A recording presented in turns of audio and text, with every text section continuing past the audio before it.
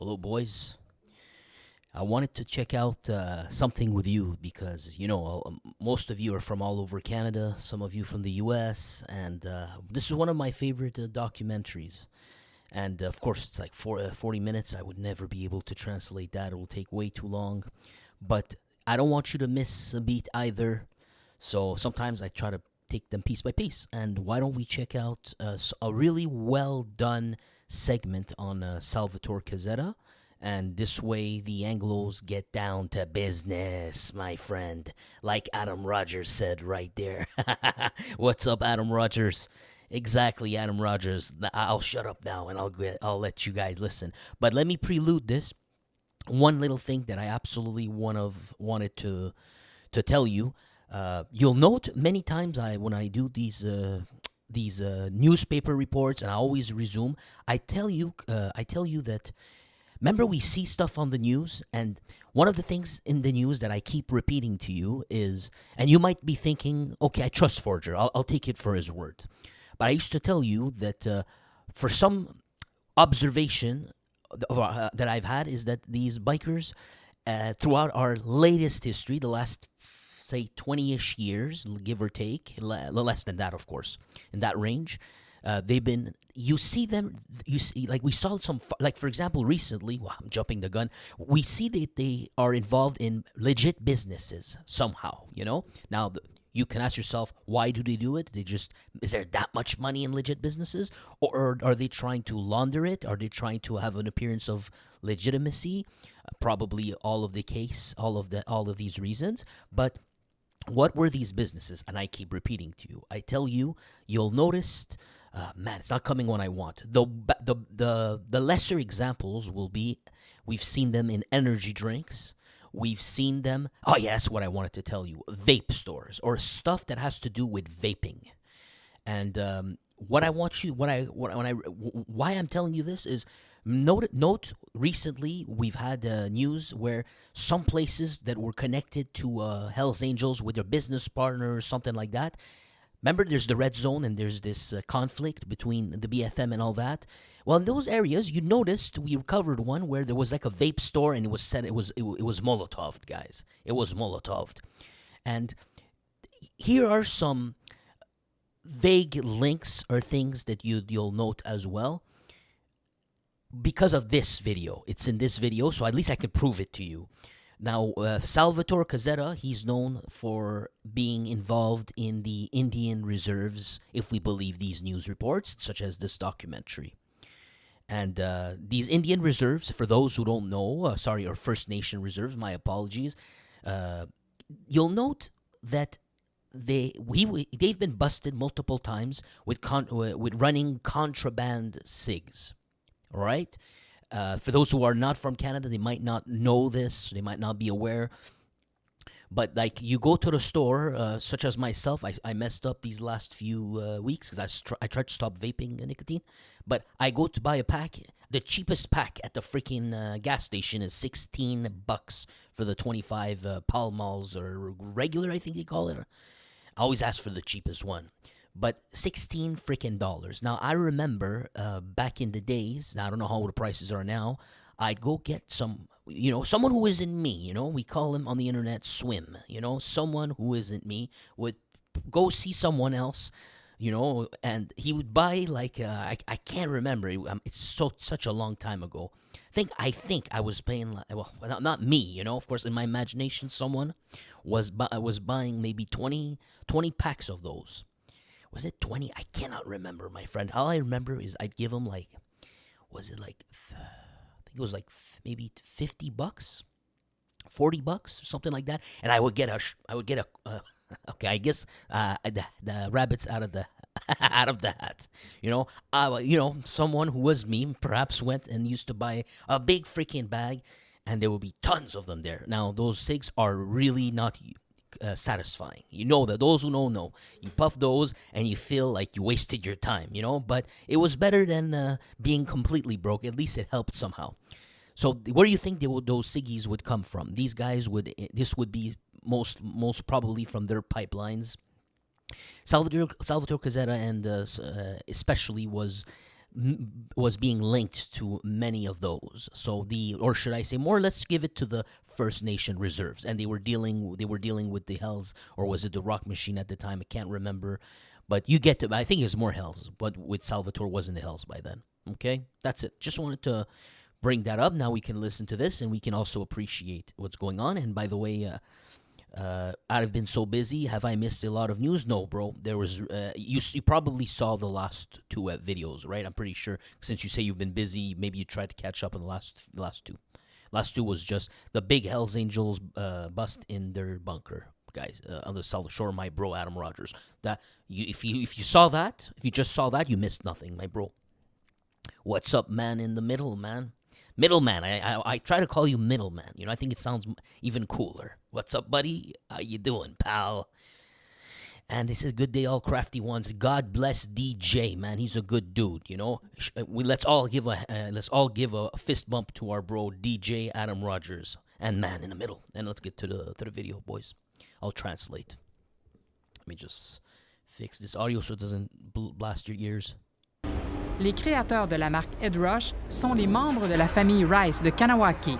So now he's talking about the clothing brand Head Rush. Those of you who don't know, you guys ever saw GSP, Georges St-Pierre, MMA fighter, the greatest of all time, in my opinion? Although I hated how he fights, you know? I just love him because he's from here. He's such a good dude, you know? I really respect him a lot. I just hated the way he fought, bro. I'm that guy. I don't like Mayweather. Mayweather I don't like at all. I hate people who fight like that. But I like GSP. It's impossible to hate that guy. He's a good dude. But remember GSP? He used to come in the ring with these clothing, MMA clothing. One of them was, well, the main one was Head Rush. You know? Okay, that's it. Architectes dans les Rush sont les membres de la famille Rice de Kanawake. So the owners of Head Rush are there's a family in the First Nations. Him, I guess, right there, his family. Peter Rice est un ancien partenaire d'affaires de Salvatore Cazetta. He's an ex-business partner of Salvatore Cazzetta. Note, business partner of Salvatore Cazzetta, First Nations Reserve. Was it Kanawake, she said? Or he said? Or she said? C'est André Cédillo, en 2008, alors journaliste à la presse, qui révèle cette association d'affaires étonnante. Salvatore Cazzetta est associé avec Peter Rice dans une entreprise légitime qui s'appelle Distribution Mustang, qui faisait la distribution au Québec de boissons énergisantes appelées Saint-Tron. So the business that they had together was this energy drink business right there. And this is in 2008, guys. Peter Rice, à l'époque... Welcome, G. Welcome. Thank you, DJ. Everybody, let's give a shout-out to our friend G. Welcome, our brother, our new brother right here. De notre enquête, lui est connu comme un homme d'affaires réputé là, de la réserve de Kanawake. So he's a well-known businessman with a reputation in the reserve of Kanawake. Peter Rice et ses fils sont à la tête. Oh ouais, bienvenue, man. Bienvenue, frère. De plusieurs entreprises à ce moment-là, dont une entreprise qui fait partie d'un consortium qui reçoit beaucoup d'argent du gouvernement pour réparer le pont Mercier. So I guess he had a construction company, this businessman as well. He had contracts, guys, public contracts to fix the bridge. The bridge in Kanawake, you know. This is not just some guy running business, selling energy drinks either, you know. He's getting contracts from the government, you know. This is some heavy-ish. Salvatore Cazzetta has connections with community leaders, in other words, in the reserves. Salvatore Cazetta est un personnage bien ancré dans l'histoire du crime au Québec. Il a fréquenté, dans sa jeunesse, un club aujourd'hui disparu, les Outlaws. So in his youth, they're saying, Salvatore Cazzetta, going back to the past, he frequented, as a younger biker, you know, in more, I guess, his late teenage years, the Outlaws, MC. On le voit ici dans une rare vidéo en 1985. So that's a video in 1985. Ennemi juré des Hells Angels, il fonde en 1989 le club rival, les Rockmachine. And a sworn enemy of the Hells Angels, he forms the Rockmachine in 1989. And note the awesome guitar music in the back. Dans les années 90, il est condamné à une peine de 12 ans aux États-Unis pour importation de cocaïne. In the 90s, he's condemned to I think, 10 or 12 years, I can't remember, for an importation scheme. I believe he was busted in Buffalo. Was it Buffalo, New York? Where he was trying to bring in tons of cane, guys. This is in the 90s. C'est de sa cellule qu'il suit la guerre féroce que se livrent les motards. And it's from his cell, because of that bust, that he follows pretty much the entire biker conflict. I can't say the word, I'm not allowed on my channel, apparently. But you see, got confirmation. What I was telling you guys, that he spent practically all of it behind bars while his comrades were fighting the fight against his old friends, because they were actually the guys, the leaders, or at least Montboucher and what's the other guy? I always forget his name. Not Tiny. Well, Tiny Richards, I think he may have been in that club too. There was another guy. I keep forgetting his name. I actually made a video about it. They were part of the SS Merciless Riders. They were actually part of the same motorcycle club in the early 80s, I think. And while Maurice Montboucher and all of them got recruited to the Hells Angels. So remember, these are his old buddies that went on the Hells Angels side, while he joined or created the Rockmachine, allied with the Outlaws MC. En 2005, il est libre comme l'air et contre toute attente, il porte les couleurs des Hells Angels. And in 2005, after that huge sentence, he leaves prison, only with a big surprise. He's patched into the Hells Angels. Jamais dans 100 ans, on aurait pensé que Salvatore Cazzetta s'allierait avec les Hells Angels. Jamais dans 100 ans. Never in 100 years we would have ever believed this. These are police officers. They're saying never in 100 years we would have ever thought that Salvatore Cazzetta would have aligned himself with the Hells Angels. Écoutez, ça, on est tous tombés à terre quand c'est arrivé. Fell on the ground when En raison de ses liens avec tous les acteurs du monde criminel, de la mafia aux gangs de l'Ouest, because of his links with many criminal groups across the sphere in Montreal, such as the West End Gang and the Mafia. Cazzetta est l'objet d'une surveillance étroite par la police. He's surveilled by the police constantly. On le photographie dans les messes, c'est-à-dire ses rencontres de motards pour régler les affaires, comme ici, devant un bar de Laval. And we surveil him even attending church meetings, such as this over here in 2007 at a bar in Laval. En 2007, on intercepte ses commentaires alors que le Bloc québécois milite pour une loi interdisant le port des couleurs par les motards. And they say that in 2007, as he's having this meeting with a patch on his back, the Quebec government is trying to have them banned, make it illegal to be part of these clubs, or at least wear the patch. I'm not sure which one of the two. Lui, il demande est-ce qu'on ait plus le droit de se promener avec de s'afficher ou de se promener avec des couleurs. Here's a wiretap, guys. Wiretap between Jean-Paul Ramsey, Hells Angels, and Salvatore Cazzetta. I apologize. I'm just going to back it up so I can translate you word for word. Le port des couleurs par les motards. Lui, il demande est-ce qu'on ait plus le droit de se promener avec de s'afficher ou de se promener avec des couleurs. They're asking that we're no longer allowed. We'll be barred. It'll be illegal for me and you, Salvatore, to walk around and show off our patches. J'ai entendu parler. I heard about that. Il dit que le monde, depuis quelque temps, là, les gars ont ressorti de couleurs, puis le monde se sent intimidé dans les endroits publics. And they're saying that now, ever since our guys are starting to come out of prisons, and we are wearing our patches, is that we are intimidating for the public. C'était que... t'as fait le combo. He says, it's tiring. What an eternal combat. Coup sur coup en Or 2009, eternal struggle, or eternal struggle, if you will. Cazzetta est arrêté dans 2 opérations d'envergure. Coup sur coup en 2009, Cazzetta est arrêté dans 2 opérations d'envergure. Dans l'opération Shark, il est arrêté pour du trafic de drogue et du gangstérisme au profit d'une organisation criminelle comme les Hells Angels. Salvatore In 2009, he was swept up in the, I think he said, Shark QC investigation, the biggest anti-biker investigation, I think. Cazzetta est libéré des accusations dans l'opération Shark avec une trentaine d'autres accusés. And him with about 30 other co-accused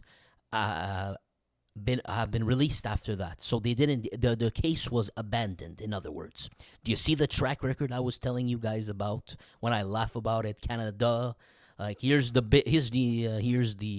proof right there. The biggest anti-biker investigation. They were released. Mais il est mêlé à une autre affaire. Dans l'opération Machine, il a été arrêté dans une affaire, une histoire de contrebande de tabac. There you go. See, now he says, right shortly after that, 2009 Shark QC, where it failed for him, and some other people got busted and they were kept in prison. That's the truth. But 30 of other people, among the 30, some have been released, or many of them, Cazzetta included. But shortly after that, it was not over for him. The cops had him on their site for another operation. I think they called it Operation Machine. And this time, the accusations were tied to contraband tobacco. En association avec l'homme d'affaires Peter Rice de la réserve de Kanawaki. And that he was not the only person. They mentioned that business partner from the First Nation reserves. Do you see the link right there? Salvatore somehow got busted for tobacco, and what do you know? It has to do with the First Nation reserves. Et on sait très bien comment la réserve de Kanawaki s'est surprotégée par les autorités. Donc, Kanawaki, les Akwesasne, toutes ces réserves-là, c'est comme des no man's land. Donc, on voit encore là la... So, they're saying that I don't truly understand what he means exactly, but he's saying that it's a no man's land, the Kanawaki reserves. And yeah, that's about all I can get from this for you. Stratégie de Salvatore Cazzetta de s'allier à ces gens-là qui ont un certain pouvoir. So perhaps it's because they run themselves. It's the how do you call it? It's a given right which they deserve. Because Canada was pretty much stolen from them. It's not lie to each other. When people say this is my country or whatever, well, maybe it's their country, if you know what I mean. But because they're able to they run a tight ship among themselves, maybe our governments don't have a stranglehold over there. And Salvatore Cazzetta intelligently allied himself with those people. So maybe he'll be able to hide things over there. It's easier to do the underworld business. We know that Del Balzo was running a gambling operation over there also. L'avocat de la famille Rice n'a pas retourné nos appels. Mais Cazzetta n'a pas profité très longtemps de sa liberté, puisqu'en 2015, il a été arrêté à nouveau lors d'une opération qui a frappé motards, mafia et gangs de rue. And now they're jumping to a few years later when he got busted in the... Remember Leonardo Rizzuto with Gregory Woolley, Opération Mago Mastiff? We've talked about that repeatedly. They were not the only ones. Salvatore Cazzetta was busted in that one too.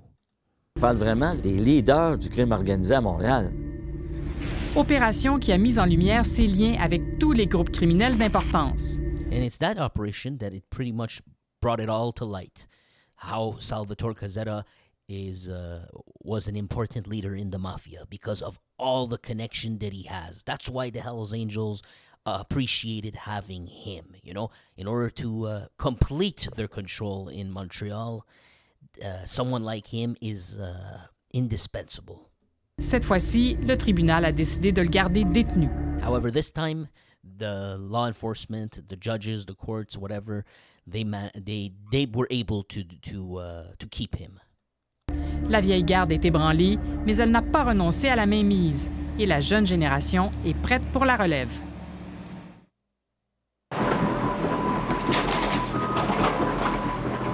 Ce symbole de la puissance des Hells de Trois-Rivières disparaît à coups de pelle mécanique.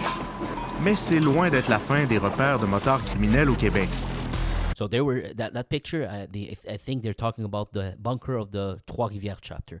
Now, guys, this documentary is pretty old. Okay, we're talking about events in probably given that they talk about Mago Massif 2014. I guess this documentary has to be after that, right? So it's like 2015ish, or maybe 16ish. Dans la petite municipalité de Scott, en Beauce, les Dark Souls inaugurent de nouveaux locaux. La présence des motards criminels fait peur à bien des citoyens, selon une responsable de la ville. D'autant que certains individus accusés de crimes violents ont été arrêtés dans le local. La Sûreté du Québec s'occupe du dossier, dit le maire de Scott, qui préfère ne pas s'en mêler. Mais And now they're talking about the Dark Souls. It's no longer about Cazzetta. I'm gonna cut this video right here. We maximized the Cazzetta story right there. I'm just trying to see if we got him anywhere else. This is more about Dark Souls. It's no longer Hell's Angels per se, or about Cazzetta. I'll leave that there. I know a lot of you wanted. Some of you want shorter videos, so I'm trying to do a mix of both. We'll keep it here. Thanks a lot for joining, guys. And I'll stream another one right away, a separate video if you want to watch with us. It's on the latest news, guys.